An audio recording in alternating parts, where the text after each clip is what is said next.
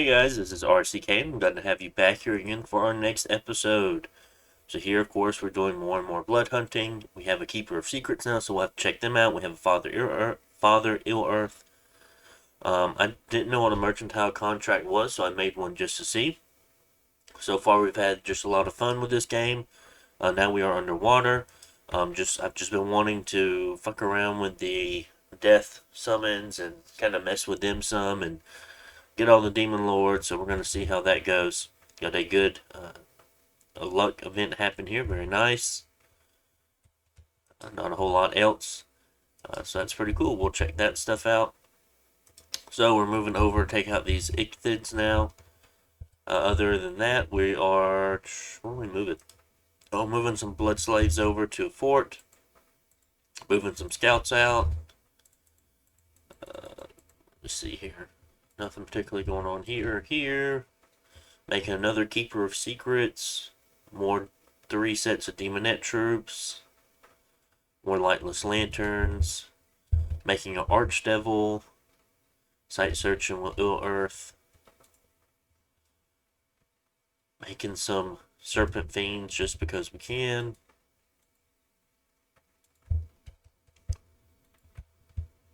More rods.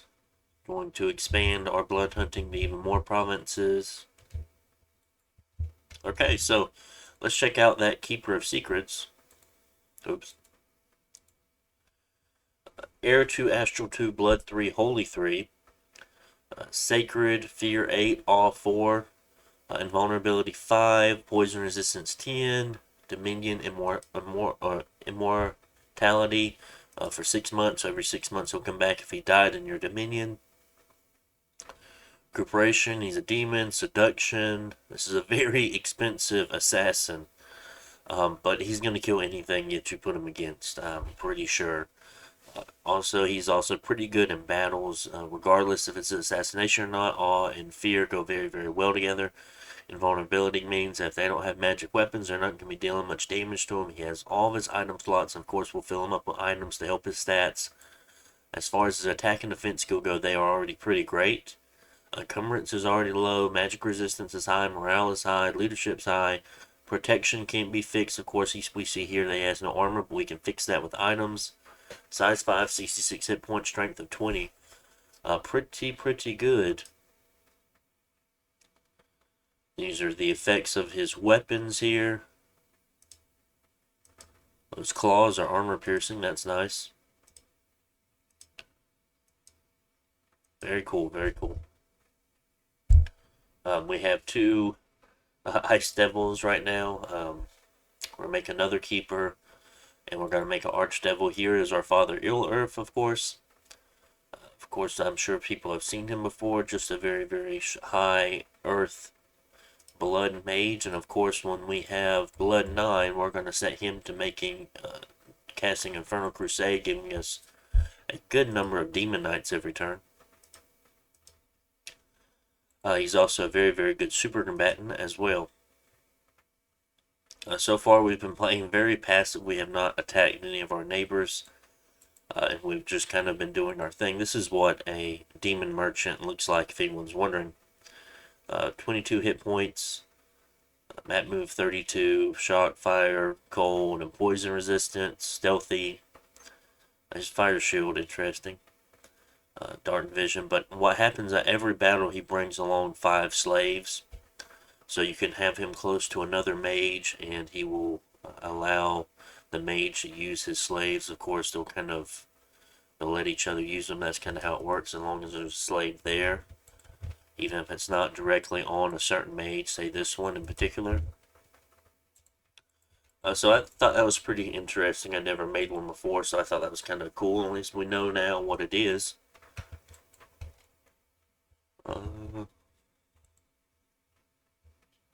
That's really all to be said about this turn. Only attacking that one province, kind of moving a couple of things around. Seeing a lot of troops over here at 72. We see... I can only assume they're making a fort there. Maybe they'll start one next turn. Keeper of the Bridge is at 27. So interesting to see Nuln jump into this war with Mindenheim and the Orcs. Because I know they were going back and forth for a while, but now we see Nolan has jumped in on them.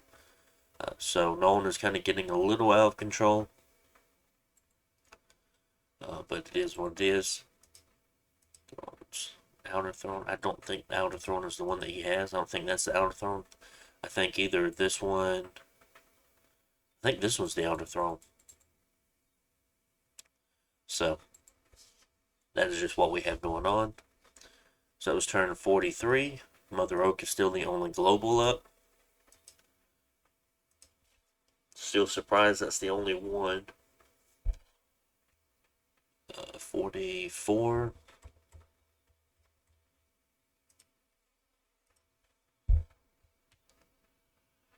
Alright, so here we have a bunch of things going on. Researched a lot.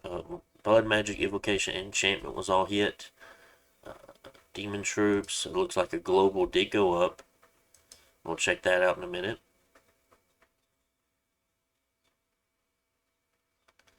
A good number of blood slaves found. We see this battle here. We see Nolan's army. I'm not going to go in and look at it. Here we took that Icklith, and we took that other underwater province. Very nice. A failed assassination by a hybrid. That is also good to see that they failed. Took out a bunch of bandits. Okay. So let's check that global. So Dwarfs Pup, Eternal Pyre, don't blame them. That's a very good one, especially for them. They'll be able to make some cheap lightless lanterns and whatnot.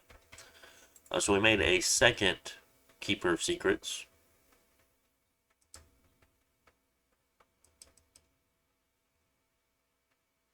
Don't remember.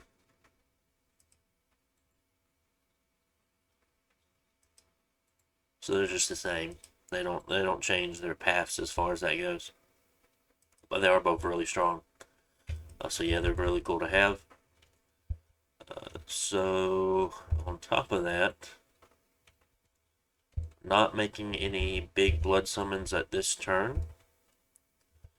From the looks of it, we're up to 237. Blood slaves making or sending more home, so we do have more. They're just not in the lab yet. We see two huge stacks here from the dwarves. Not really sure what they're doing. Haven't really done a whole lot all game. We will be moving over to 86 and taking that underwater province. Oh, this is a very nice site that we got under here. 2 nature, 1 air turn. That's very sweet. This is what our gem income is looking like right now. Pretty good. Sending a group of Chaos Warriors and Demonettes underwater as well. Gonna hit 30. We see this is that force that we saw. So I wonder, they still didn't break that fort down in one turn, which is interesting. I guess they just have pretty bad siege strength.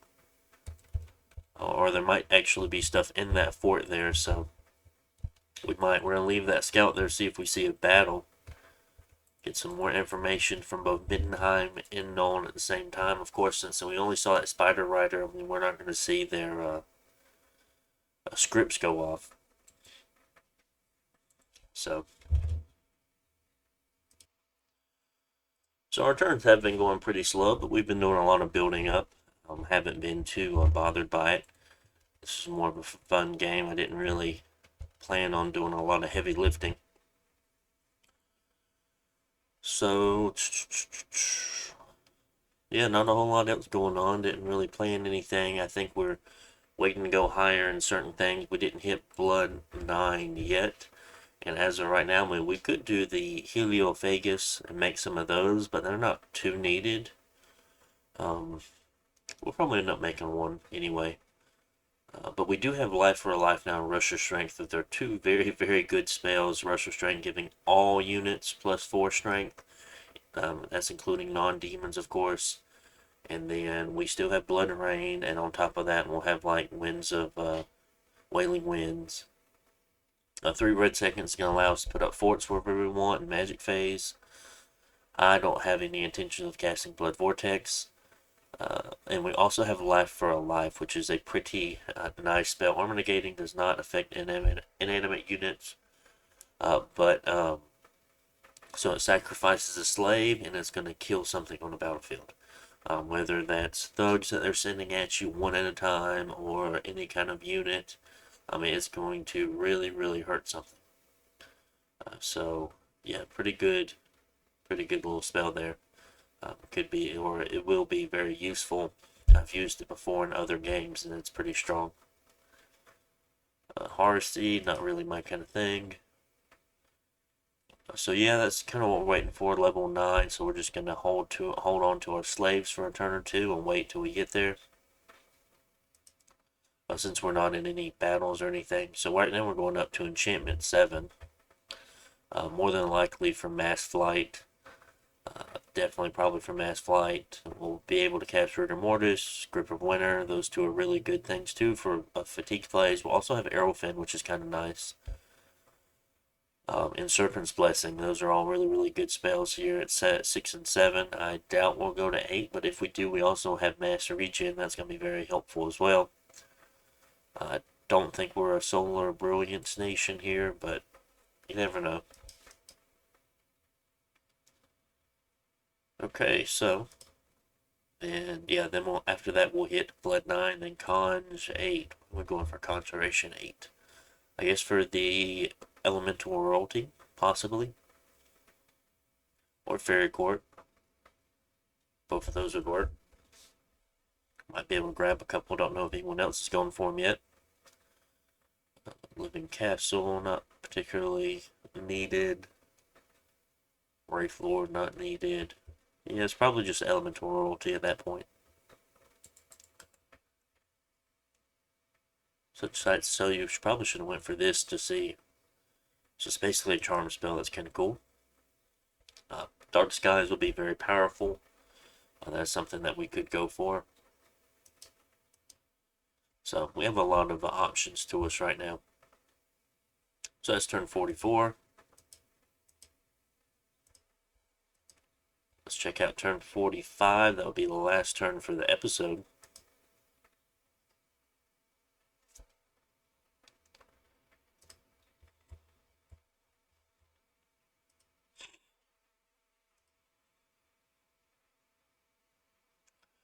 Okay, so completed 3 levels of enchantment. Very nice. Hardspecs. Didn't find anything. We're doing Hardspecs underwater. That's how we found that nature site last turn.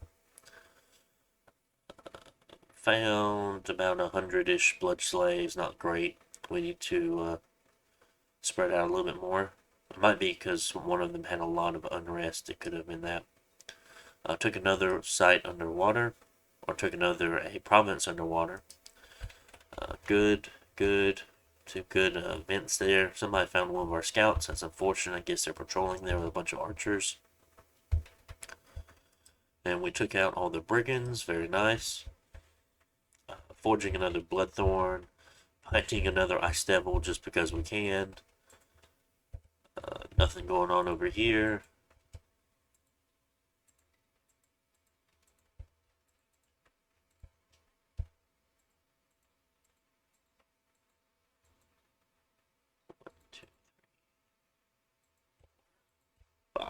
Yeah, we're definitely moving out some extra blood slaves to start hunting some other provinces. And as far as there, it's nice. And we see this huge stack of dwarves. I just don't know what they're doing because we have a nap with them. And they have a nap with those dwarves too, so I really don't know. They'll also move some over to their throne.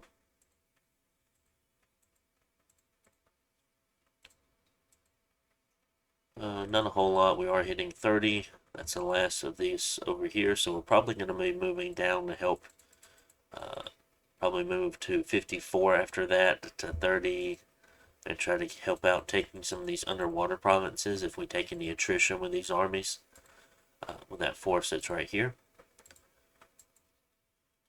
So we have made some decent kits. We did put some rings of water breathing on them to send them underwater. More than likely they'll be able to do some good work under there. We do still need weapons, so these can only have crowns and not helmets. That's a little unfortunate, but we can make that work. They also need boots still.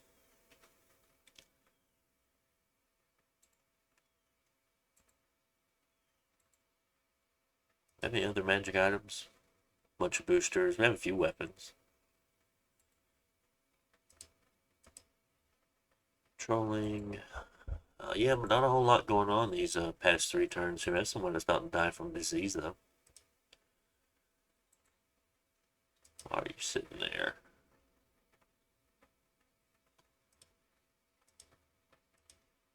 Oh, it's because you're making... We didn't move you out yet. We can make enchantresses here, in here. So it was very lucky of us.